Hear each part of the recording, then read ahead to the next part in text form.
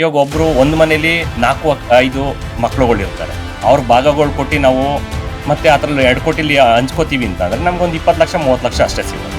20-30 ಲಕ್ಷ ನಾವು ಏನು ಬೇರೆ ಕಡೆ ಬದುಕಿಟ್ಕೊಳಕ್ಕೆ ಇಲ್ಲಿ ಲೋಕಲಲ್ಲಿ ಮಾಡಬೇಕು ಅಂತಂದರೆ ಹಿಂದಿ ಇಂಗ್ಲೀಷ್ ಬೇಕು ಅಂತ ಹೇಳಿ ಹಿಂಗೆ AICT ಮಾಡ್ತೀನಿ ಅಂತ ಅಂದರೆ ಅದ್ರ ತಕ್ಕನಾಗೆ ಓದಿರ್ಬೇಕು.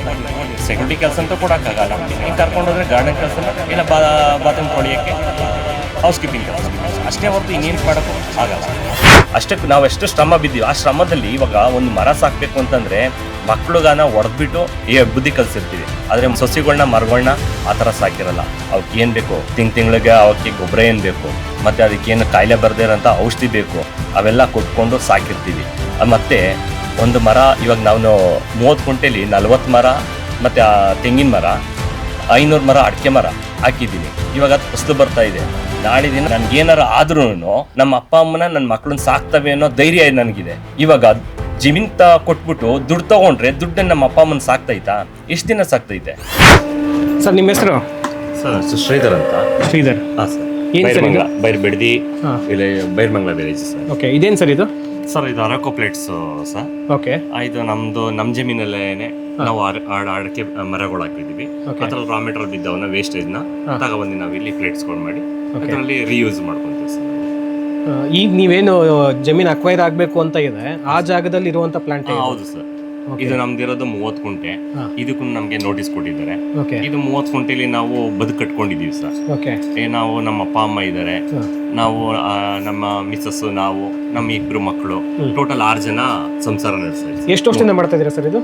ಸರ್ ಇದೊಂದು 5 ವರ್ಷ ಕೊರೋನಾ ಟೈಮಲ್ಲಿ ಸ್ಟಾರ್ಟ್ ಮಾಡಿದ್ವಿ ಸರ್. ನಾವು ಬೇರೆ ಕಡೆ ಕಂಪ್ನಿಗೆ ಹೋಗ್ತಾ ಇದ್ವಿ. 10,000 ರೂಪಾಯಿ ಸಂಬಳ ಕೊಡ್ತಾ ಇದ್ರಿ ಸರ್. ಮತ್ತೆ ಲಾಸ್ಟ್ ಕೊರೋನಾ ಟೈಮಲ್ಲಿ ಎಲ್ಲಾರನ್ನೂ ತೆಗೆದಾಕ್ತಾ ಇದ್ರು. ಅವಾಗ ನಮ್ಗೆ ಚಿಂತೆ ಬಂತು, ಏನ್ ಮಾಡೋದು ಮುಂದಿನ ಫ್ಯೂಚರು, ಮಕ್ಳುಗಳನ್ನ ಸ್ಕೂಲ್ ಓದಿಸ್ಬೇಕು, ಅಪ್ಪ ಅಮ್ಮನ್ ಸಾಕ್ಬೇಕು, ನಮ್ಮ ಮುಂದಿನ ಫ್ಯೂಚರ್ ಏನು ಅಂತ ಯೋಚನೆ ಮಾಡಿದಾಗ ಇದು ಅರಕೋ ಪ್ಲೇಟ್ಸ್ ಏನಾರು ಮಾಡೋಣ. ಒಂದು ಬೇರೆಯವ್ರ ಕೈ ಕೆಳಗಡೆ ಇರೋದ್ ಬೇಡ. 10,000 ರೂಪಾಯಿ ಏನು ಈಗಿನ ಕಾಲದಲ್ಲಿ ಏನು ಮಾಡೋಕ್ಕಾಗಲ್ಲ. ಮತ್ತೆ ನಾವು ಓದಿರೋದು 7th ಸ್ಟ್ಯಾಂಡರ್ಡ್ ಅಷ್ಟೇ ಸರ್. ಮುಂದಿನ ಫ್ಯೂಚರ್ ಏನು ಅಂತ ಭಯ ಬಂತು. ಏನಾದ್ರೂ ಒಂದು ನಮ್ಮ ಜಮೀನಲ್ಲೇ ಮಾಡೋಣ, ಹಿಂಗಿರೋ ಅಡಿಕೆ ಮರ ಇದೆಯಲ್ಲ ಅಂತ ಅಂದ್ಬಿಟ್ಟು ಬಂಡವಾಳ ಹಾಕಿ. ಈ ಅಡಿಕೆಗೆ ರಾ ಮೆಟೀರಿಯಲ್ ಎಲ್ಲ ನಿಮ್ಮಲ್ಲೇ ಬರುತ್ತೆ? ಹೌದು ಸರ್, ನಮ್ಮಲ್ಲೇನೆ ತಗೊಂಡು ಇಲ್ಲೇ ಸುತ್ತಮುತ್ತ ಜಮೀನಲ್ಲೇ. ನಮ್ದು ಬಿಡದಿ ಏರಿಯಾ ಇರೋದು ಆಲ್ಮೋಸ್ಟ್ ಸಮೃದ್ಧಿಯಾಗಿರೋ ಜಾಗ ಸರ್. ನಾವು ಎಲ್ಲಾ ತರದ್ದು ಹಣ್ಣು ಗಿಡಗಳಾಗ್ಲಿ, ತರಕಾರಿ ಆಗ್ಲಿ, ಮತ್ತೆ ಅಡಿಕೆ, ತೆಂಗು ಎಲ್ಲ ಪ್ರತಿಯೊಂದೂ ಇಲ್ಲಿ ಸಮೃದ್ಧಿಯಾಗಿದೆ ಸರ್. ಇಲ್ಲಿ ಬೇಜಾನ್ ಸಿಗುತ್ತೆ. ಎಷ್ಟು ಜನ ಕೆಲಸ ಮಾಡ್ತೀರಿ ಇಲ್ಲಿ ಸರ್? ಇಲ್ಲಿ ನಮ್ಮ ಮಿಸ್ಸಸ್ ನಾವು ವರ್ಕ್ ಮಾಡ್ಕೊಂತೀವಿ ಸರ್. ಅಂದ್ರೆ ಒಟ್ಟು ಕುಟುಂಬದ ಸದಸ್ಯರು ಸೇರ್ಕೊಂಡು ಕುಟುಂಬದವರೇನೆ, ಬೇರೆ ಇಲ್ಲಿ ಇದು ಮಾಡಲ್ಲ, ನಾವೇನೇ ಮಾಡ್ಕೊಂತೀವಿ ಸರ್. ಓಕೆ. ಇದರಿಂದ ಎಷ್ಟು ಆದಾಯ ಮಾಡ್ಕೊಳ್ತೀರಾ ತಿಂಗಳಿಗೆ? ಸರ್ ನಮ್ದು ಹೈನುಗಾರಿಕೆ ಇದೆ, ಮತ್ತೆ ಅಡಿಕೆ ಇದೆ, ತೆಂಗಿದೆ ಎಲ್ಲ. ತೆಂಗು ಅಡಿಕೆ ಪ್ರಾಫಿಟ್ ಬಿಟ್ರು ಹಾಲಲ್ಲಿ ಇದರಲ್ಲೆಲ್ಲ ನಾವು ತಿಂಗಳಿಗೆ ಮಿನಿಮಮ್ ಒಂದು 70,000 ರಿಂದ 80,000 ರೂಪಾಯಿ ಮಾಡ್ಕೊಂತೀವಿ ಸರ್. ಮತ್ತೆ ತೆಂಗು ಅಡಿಕೆ ಅಂತಂದ್ರೆ ಅದು ವರ್ಷಕ್ಕೆ ಲೀಸ್ಗೆ ಹಾಕಿರ್ತೀವಿ. ಅದು ವರ್ಷಕ್ಕೆ ಅಂತಂದ್ರೆ ಒಂದು 30 ಕುಂಟೆಲಿ ಇರೋದ್ರಿಂದ 40 ತೆಂಗಿನ ಮರ ಹಾಕಿದ್ವಿ ಸರ್. ಒಂದು ಮರಕ್ಕೆ 2,500 ರೂಪಾಯಿ ನಂಗೆ ತೆಂಗಿನ ಮರ ಹಾಕ್ತೀವಿ ವರ್ಷಕ್ಕೆ. ಅದ್ರಲ್ಲೇನೆ ಒಂದೂವರೆ ಲಕ್ಷ ಅದ್ರಲ್ಲಿ ಆದಾಯ ಇರುತ್ತೆ. ಮತ್ತೆ ಅಡಿಕೆ 500 ಅಡಿಕೆ ಸಸಿ ಕೊಂಡಿರ್ಸಿದೀವಿ. ಅದ್ರಲ್ಲಿ ಒಂದ್ ಮರಕ್ಕೆ 400 ರಿಂದ 600 ರೂಪಾಯಿ ಒಂದ್ ಮರಕ್ಕೆ ಲೀಸ್ಗೆ ಹಾಕ್ತಿವಿ. ಅದ್ರಲ್ಲಿ ಒಂದು 2.5 ಲಕ್ಷ ಸಂಪಾದನೆ ಆಗುತ್ತೆ ಸರ್. ತಿಂಗಳಿಗೆ ಮಿನಿಮಮ್ ಮಾತ್ರ ನಾವು ಏನು ಅದಕ್ಕೆ ವ್ಯವಸಾಯ ಮಾಡೋದೇ ಇಲ್ಲ. ಅದ ಸಸಿಗಳು ಕುಂಡಿಸಿದೀವಿ, ವ್ಯವಸಾಯ ಮಾಡಲ್ಲ. ಇಲ್ಲಿ ಹುಲ್ಲು ಅದಕ್ಕೆ ಕೆಳಗಡೆ ಇರೋದು ಹುಲ್ಲು, ತರಕಾರಿ ಎಲ್ಲ ಹಾಕೊಂತೀವಿ. ಹುಲ್ಲು ಹಸ್ಕೊಳ್ ಕುಯ್ಕೊಂತೀವಿ. ಅದ್ರಲ್ಲೂ ತಿಂಗಳಿಗೆ ಒಂದು 30,000 ರಿಂದ 40,000 ರೂಪಾಯಿ ಹಾಲಲ್ಲಿ ತಗೊಂತೀವಿ. ಟೋಟಲಿ ಒಂದು ವರ್ಷಕ್ಕೆ ಅಲ್ದೇನೆ ನಾವು 70,000 ರಿಂದ 80,000 ರೂಪಾಯಿ ತಿಂಗಳಿಗೆ ತಗೊಂತೀವಿ ಸರ್. ಮತ್ತೆ ಅದನ್ನು ಅಡಿಕೆ ತೆಂಗಿಂದೆಲ್ಲ ಸೇರ್ಕೊಂಡ್ರೆ 1 ಲಕ್ಷ ರೂಪಾಯಿ ಒಂದು ತಿಂಗಳಿಗೆ ನಾವು ಸಂಪಾದನೆ ಮಾಡ್ತೀವಿ. ಏನು ಅಕ್ವೈರ್ ಮಾಡಬೇಕು ಅಂತಿದೆಯಲ್ಲ, ಆಗ ಭೂಮಿ ಎಲ್ಲ ಹೊರಟೋಗುತ್ತಲ್ಲ, ಏನ್ ಮಾಡ್ತೀವಿ ಸರ್? ಅದೇ ನಮ್ಗೆ ನಿದ್ದೆ ಬರ್ದಿರೋ ಅಷ್ಟು ಚಿಂತೆ ಆಗಿದೆ ಸರ್. ನೈಟಲ್ಲಿ ನಿದ್ದೆ ಮಾಡಕ್ ಆಗ್ತಾ ಇಲ್ಲ. ಯಾಕೆಂದ್ರೆ ಇಲ್ಲಿ ಆಲ್ರೆಡಿ ನಾವು ಬದುಕು ಕಟ್ಕೊಬಿಟ್ಟಿದೀವಿ. ಈ ಬದುಕು ಬಿಟ್ಟು ಮುಂದೆ ಏನ್ ಫ್ಯೂಚರ್ ಅನ್ನೋದು ನಿಜ. ನೈಟ್ ಹೊತ್ತು ನಿದ್ದೆ ಬರಲ್ಲ. ನನ್ಗೊಬ್ಬನಿಗೆ ಅಲ್ಲ, ಇಲ್ಲಿ ಎಷ್ಟೋ ಜನದ ರೈತರುಗಳಿಗೆ ಅದೇ ಚಿಂತೆ ಆಗೋಯ್ತು ಸರ್. ಯಾಕೆಂದ್ರೆ ನಮ್ದು ಅಂದ್ರೆ 30 ಕುಂಟೆ ಎಲ್ಲಾದ್ರೂ ನಾವು ಜೀವನ ಮಾಡ್ತಾ ಇದೀವಿ. ಕೆಲವು ರೈತರುಗಳಿಗೆ 1 ಕುಂಟೆನೂ ಜಾಗ ಇಲ್ಲದೆ ಬೇರೆಯವ್ರ ಜಮೀನಲ್ಲಿ ಲೀಸ್ಗೆ ಹಾಕೊಂಡು ಅವರು ಬದುಕು ಕಟ್ಕೊಂಡಿದ್ದಾರೆ. ಒಂದು ರೇಷ್ಮೆ ಆಗ್ಲಿ, ಹೈನುಗಾರಿಕೆ ಆಗ್ಲಿ, ಸೊಪ್ಪು ತರಕಾರಿ ಆಗ್ಲಿ, ಇದೆಲ್ಲ ಬೆಳ್ಕೊಂಡು ಮಕ್ಳುಗಳನ್ನೆಲ್ಲ ಓದಿಸ್ಕೊಂಡು ಅವ್ರ ಜೀವನ ಸಾಕೊಂಡಿದ್ದಾರೆ. ಇವಾಗ ಇವರು ಇದ್ರ ಮೇಲೆ ಯಾಕೆ ಕಂಡಿದ್ದೀನಿ ಅಂತ ಗೊತ್ತಾಗ್ತಾ ಇಲ್ಲ. ಏಕೆ ಅಂತ ಅಂದ್ರೆ ನಾವೇನು ಅಭಿವೃದ್ಧಿಗೆ ವಿರೋಧಿಗಳೇನಲ್ಲ. ಆಲ್ಮೋಸ್ಟ್ ನಾವು ಒಂದು 70-80 ವರ್ಷದಿಂದನೂ ಅಕ್ವೇರ್ಗಳು ಮಾಡ್ಕೊಂಡು ಬಂತಾನೆ ಇದೆ. ಇವಾಗ ಇಲ್ಲಿ ಋಷಭವತಿ ಕೆರೆ ಅಂತ ಇದೆ, ಅದಕ್ಕೆಲ್ಲನೂ ರೈತರುಗಳು ಬೇರೆ ರೈತರುಗಳಿಗೆ ಉಪಯೋಗ ಆಗ್ಬೇಕು, ಕೆರೆ ಕಟ್ಟಬೇಕು, ಜಮೀನ್ ಕೊಡಿ ಅಂತ ರೈತರುಗಳು ಕೇಳಿದ್ದಾರೆ. ಅವಾಗೂ 1,500 ಎಕರೆ ಜಮೀನ್ ಕೊಟ್ಟಿದ್ದಾರೆ. ಇವಾಗ ಒಂದು 20-30 ವರ್ಷದಿಂದ ಬಿಡದಿ ಟೊಯೋಟೋ ಅಂತ ಬಂತು. ಟೊಯೋಟೋದಲ್ಲಿ ಅಲ್ಲೂ ಹಿಂಗೆ ಅಭಿವೃದ್ಧಿ ಮಾಡಿ ನಿಮ್ಮ ಮಕ್ಕಳುಗಳಿಗೆ ಒಂದೊಂದು ಉದ್ಯೋಗ ಕೊಡ್ತೀವಿ, ಜಮೀನುಗಳು ಕೊಡಿ ಅಂತ ಅಂದ್ರು. ಅವಾಗ ಎಷ್ಟೊಂದು 5ರಿಂದ 6 ಲಕ್ಷ 7 ಲಕ್ಷ ಅಷ್ಟೇ ಅಮೌಂಟ್ ಒಂದು ಎಕರೆಗೆ ಕೊಟ್ರು. ಅವಾಗ ಕೊಟ್ಟಿರೋರಿಗೆ ಇಲ್ಲಿ ಒಂದು ಎಕರೆ 2 ಲಕ್ಷ 3 ಲಕ್ಷಕ್ಕೆ ಸಿಗೋದು. ಬಟ್ ಇವ್ರು ಕೊಡ್ತಾ ಇರೋದು 2 ಕೋಟಿ ಅಂತ ಅಂದ್ರೆ, ಇಲ್ಲಿ ನಾವು ಬಿಡದಿ ಅಂತ ಇದೆ ಮೇನು, ನಾವು ಹುಬ್ಳಿ, ಅಲ್ಲಿ ಒಂದು ಸೈಟ್ ಬರಲ್ಲ. ಇವ್ರು 2 ಕೋಟಿ ಕೊಡೋದು, ಅಲ್ಲಿ ಒಂದ್ ಸೈಟ್ ಏನೇ 80 ಲಕ್ಷದಿಂದ 1 ಕೋಟಿ ಇದೆ. ನಾವು ಇಲ್ಲಿ ಜಮೀನ್ ಕೊಟ್ಬಿಟ್ಟು ಅಲ್ಲೋಗಿ ಒಂದು ಸೈಟ್ ತಗೊಂಡು ಮನೆ ಕಟ್ಟಕ್ಕಾಗಲ್ಲ. ನಮ್ಮ ಈ ಬದುಕನ್ನು ಬಿಟ್ಬಿಟ್ಟು ನಾವ್ ಎಲ್ಲಿ ಹೋಗೋದು ಅಂತ. ಇವಾಗ ನಮ್ಮ ಅಪ್ಪ ಅಮ್ಮವ್ರಿಗೆ ನೋಡಿ, ಅಮ್ಮವ್ರಿಗೆ 65-70 ವರ್ಷ ಆಗಿದೆ. ನಿಮ್ಮ ಹೆಸರೇನಮ್ಮ? ಅಂಜಮ್ಮ. ನಿಮ್ಗೆ ಈಗ ಭೂಮಿ ಹೋಗುತ್ತಲ್ಲ, ನಿಮ್ಮ ಭೂಮಿ ಏನ್ ಮಾಡ್ತೀರಿ ಸ್ವಾಮಿ? ಭೂಮಿ ಕೊಟ್ಬಿಟ್ರು ನಾವು ಉಳಿಯೋದು ಹೆಂಗೆ ಸ್ವಾಮಿ?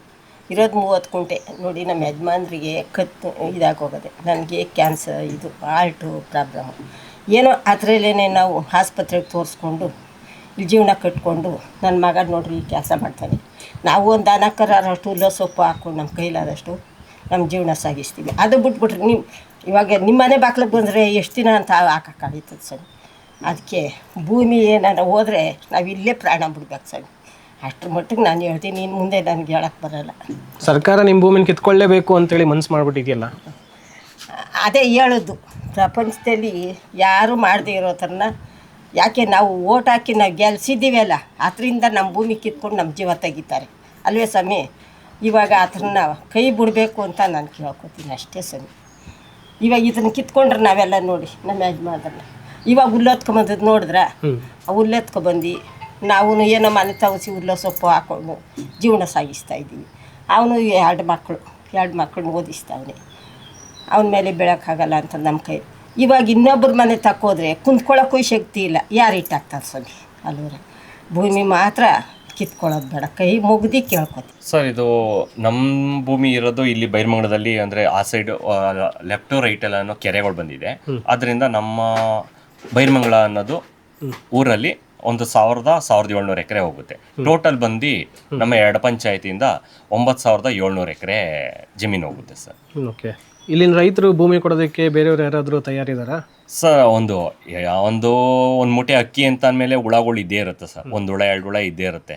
ಬಟ್ ಅವ್ರಿಗೂ ಅಭಿವೃದ್ಧಿ ಆಗಬೇಕು ಅಂತ ಅವ್ರಿಗಿಷ್ಟ.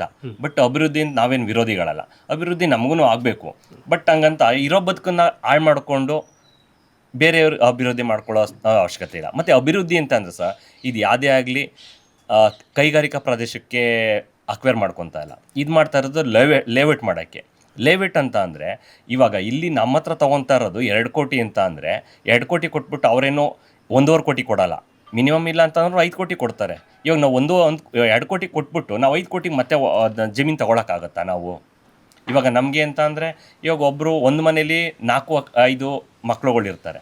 ಅವ್ರ ಭಾಗಗಳು ಕೊಟ್ಟು ನಾವು ಮತ್ತು ಅದರಲ್ಲಿ 2 ಕೋಟಿಲಿ ಹಂಚ್ಕೋತೀವಿ ಅಂತ ಅಂದರೆ ನಮ್ಗೊಂದು 20 ಲಕ್ಷ 30 ಲಕ್ಷ ಅಷ್ಟೇ ಸಿಗೋದು.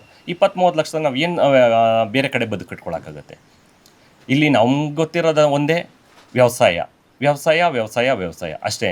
ಇವಾಗ ನೀವು IT ಸಿಟಿ ಮಾಡಿಬಿಟ್ರು ಅಂತ ಅಂದರೆ ನಾವಿಲ್ಲಿ ಮಾಡ್ತಾರ ವ್ಯವಸಾಯ, ಅಲ್ಲಿ ವ್ಯವಸಾಯಕ್ಕೆ ಕರ್ಕೊತಾರಾ? ಏನು ಕರ್ಕೊಂಡು? ನೀವು ಹೇಳಿದ್ರೆ ನೀವು ಓದಿರೋದು 7ನೇ ಕ್ಲಾಸ್ ಅಂತೇಳಿ, ನಿಮಗೆ ಏನು ಉದ್ಯೋಗ ಕೊಡ್ಬೋದು ಅವರು? ಸರ್ ಅದೇ ಗಾರ್ಡನ್ ಕೆಲಸ ಕೊಡ್ಬೋದು ಅವ್ರ ಕೈ ಇಲ್ಲದಷ್ಟು. ಇಲ್ಲ ಅಂತ ಅಂದರೆ ಹೌಸ್ ಕೀಪಿಂಗ್ ಕೆಲಸ ಕೊಡ್ಬೋದು. ಗೇಟ್ ಕಾಯಕ್ಕೆ ಸೆಕ್ಯೂರಿಟಿ ಕೆಲಸ ಅಂತೂ ಕೊಡೋಕ್ಕಾಗಲ್ಲ. ಯಾಕೆಂತಂದ್ರೆ ಅಲ್ಲೇ ಒಂಚೂರು ನಾಲೆಜ್ ಇರಬೇಕು. ಯಾಕೆಂದ್ರೆ ಮಿನಿಮಮ್ ಅಂದ್ರೆ ಡಿಗ್ರಿ ಮಾಡಲೇಬೇಕು. ಯಾಕೆಂತಂದ್ರೆ AICT ಅಂತ ಅಂದರೆ ಇಲ್ಲಿ ಲೋಕಲಲ್ಲಿ ಮಾಡಬೇಕು ಅಂತಂದ್ರೆ ಹಿಂದಿ ಇಂಗ್ಲೀಷ್ ಬೇಕು ಅಂತ ಹೇಳ್ತಾರೆ. ಇನ್ನು AICT ಮಾಡ್ತೀನಿ ಅಂತ ಅಂದರೆ ಅದ್ರ ತಕ್ಕನಾಗೆ ಓದಿರಬೇಕು. ಸೆಕ್ಯೂರಿಟಿ ಕೆಲಸ ಅಂತೂ ಕೊಡೋಕ್ಕಾಗಲ್ಲ. ಹಿಂಗೆ ಕರ್ಕೊಂಡೋದ್ರೆ ಗಾರ್ಡನ್ ಕೆಲಸನೂ ಇಲ್ಲ ಬಾತ್ರೂಮ್ ತೊಳೆಯೋಕ್ಕೆ ಹೌಸ್ ಕೀಪಿಂಗ್ ಕೆಲಸ ಕೊಡ್ತಾರೆ ಅಷ್ಟೇ ಹೊರತು ಇನ್ನೇನು ಮಾಡೋಕ್ಕೂ ಆಗಲ್ಲ ಸರ್ ಅವ್ರ ಕೈ. ಅಂದ್ರೆ ಬಹಳ ಸ್ವಾಭಿಮಾನದಿಂದ ಭೂಮಿನಲ್ಲಿ ಬೆಳೆ ಬೆಳ್ಕೊಂಡಿದ್ದಂತ ನಿಮ್ಮನ್ನ ಹೌದು ಹೌಸ್ ಕೀಪಿಂಗು ಮತ್ತೆ ಈ ತರದ ಗಾರ್ಡನ್ ಕೆಲಸಕ್ಕೆ ನೇಮಕ ಮಾಡ್ತಾರೆ ಕೇಳಿದ್ರೆ ಒಂದ್ ರೀತಿಯ ಇದಾಗಲ್ವಾ? ಹೌದು ಸರ್, ನೋವಾಗುತ್ತೆ ಸರ್. ಯಾಕೆ ಅಂತಂದ್ರೆ ನಾವು ಸ್ವಾಭಿಮಾನದಿಂದ ನಮ್ಮ ಅಪ್ಪ ಆಗ್ಲಿ ನಾವು ಸ್ವಾಭಿಮಾನದಿಂದ ಬದುಕ್ತಾ ಇರೋರು.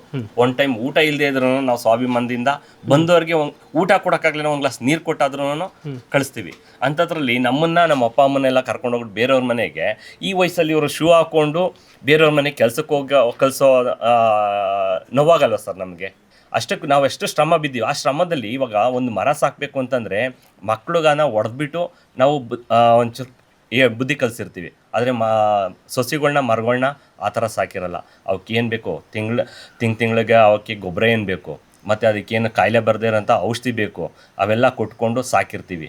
ಮತ್ತು ಒಂದು ಮರ ಇವಾಗ ನಾವು 30 ಕುಂಟೆಲಿ 40 ಮರ ಮತ್ತು ತೆಂಗಿನ ಮರ 500 ಮರ ಅಡಿಕೆ ಮರ ಹಾಕಿದ್ದೀನಿ. ಇವಾಗ ಅದು ಫಸಲು ಬರ್ತಾಯಿದೆ. ನಾಳೆ ದಿನ ನನಗೇನಾರ ಆದ್ರೂ ಅವನ್ನ ನಮ್ಮ ಅಪ್ಪ ಅಮ್ಮನ ನನ್ನ ಮಕ್ಕಳನ್ನ ಸಾಕ್ತವೆ ಅನ್ನೋ ಧೈರ್ಯ ನನಗಿದೆ. ಇವಾಗ ಜಮೀನು ಕೊಟ್ಬಿಟ್ಟು ದುಡ್ಡು ತೊಗೊಂಡ್ರೆ ದುಡ್ಡನ್ನು ನಮ್ಮ ಅಪ್ಪ ಅಮ್ಮನ ಸಾಕ್ತೈತಾ? ಎಷ್ಟು ದಿನ ಸಾಕ್ತೈತೆ? ಅದರಿಂದ ನಮ್ಗೆ ಈ ಜಮೀನು ಕೊಡೋಕ್ಕೆ ನಮಗೆ ನಿಜವಾಗೂ ಒಪ್ಪಿಗೆ ಇಲ್ಲ ಸರ್. ನನಗೆ ಅಂತಲ್ಲ, ಈಗ ನಿಮಗೂ ಕೂಡ ನೋಟಿಸ್ ಬಂದಿದೆಯಾ? ಹೌದು ಸರ್, ನಮಗೂ ಕೂಡ ನೋಟಿಸ್ ಬಂದಿದೆ. ನಾವು ಶ್ರಮ ಬಿದ್ದು ನಾವು ವ್ಯವಸಾಯ ಮಾಡಿ ಮನೆ ಕಟ್ಕೊಂಡಿದ್ದೀವಿ. ಮಕ್ಕಳನ್ನ ಇಂಗ್ಲಿಷ್ ಮೀಡಿಯಮಲ್ಲಿ ನಿಮ್ಮ ಮನೆಗೂ ಕೂಡ ನೋಟಿಸ್ ಬಂದಿದೆ? ಹೌದು ಸರ್, ಮನೆಗೂ ಕೂಡ. ಮನೆ ಎಲ್ಲಿದೆ ಸರ್? ಇಲ್ಲೇ 30 ಕುಂಟೆ ಜಮೀನಲ್ಲೇ ಮನೆ ಕಟ್ಕೊಂಡಿದ್ದೀವಿ ಸರ್. ಅದು ನಿಮ್ ಕೃಷಿ ಮಾಡೋ ಜಮೀನಲ್ಲೇ ನೀವು ಮನೆ ಕಟ್ಕೊಂಡಿದ್ದೀರಿ ಅಂದ್ರೆ ಮನೆನೂ ಕೂಡ ಈಗ ಹೋಗುತ್ತೆ? ಆ ಮನೆನೂ ಕೂಡ ಹೋಗಿದೆ ಸರ್. ಮನೆ ಇರ್ಲಿ ಸರ್, ನಮ್ಮ ತಾತ ನಮ್ಮ ಅಜ್ಜಿನೆಲ್ಲನೂ ಇಲ್ಲಿ ಸಮಾಧಿ ಮಾಡಿದೀವಿ. ಮತ್ತೆ ನಮಗೂ ಅಂತ ಒಂದು ಗುಡಿ ಅಂತ ಇದೆ. ಗುಡಿನೂ ನಾವು ಈ 30 ಕುಂಟೆ ಜಮೀನಲ್ಲೇನೆ ನಾವು ದೇವರು ಅಂತ ನಾವು ಪೂಜೆ ಮಾಡ್ತಾ ಇದ್ವಿ. ಅದನ್ನೆಲ್ಲನೂ ಕರೆಕ್ಟ್ ಆಗ್ತಾರೆ ಅಂತ ಅಂದ್ರೆ ದೇವಸ್ಥಾನ ಆಗ್ಲಿ ಮತ್ತೆ ಗುಡಿ ಅಂತ ಗುಡಿನೇ ಅದು ಸಮಾಧಿ ಅಂತ ನಾವನ್ನಲ್ಲ. ಯಾಕೆಂತಂದ್ರೆ ಅದನ್ನ ಪೂಜೆ ಮಾಡ್ಕೊಂಬತ್ತೀವಿ, ಅದನ್ನ ಸಮಾಧಿ ಅಂತ ಬಿಟ್ಬಿಡಲ್ಲ. ಆ ಗುಡಿನೂ ಒಡೆದಾಕ್ತಾರೆ ಅಂತ ಅಂದ್ರೆ ನಮ್ಗೆ ಭಾವನೆಗಳಿಲ್ವಾ? ದಯವಿಟ್ಟು ಅರ್ಥ ಮಾಡ್ಕೋಬೇಕು, ಇದನ್ನ ಇಲ್ಲಿಗೆ ಕೈ ಬಿಡ್ಬೇಕು ಅಂತ ನಾನು ಕೇಳ್ಕೊಂತೀನಿ.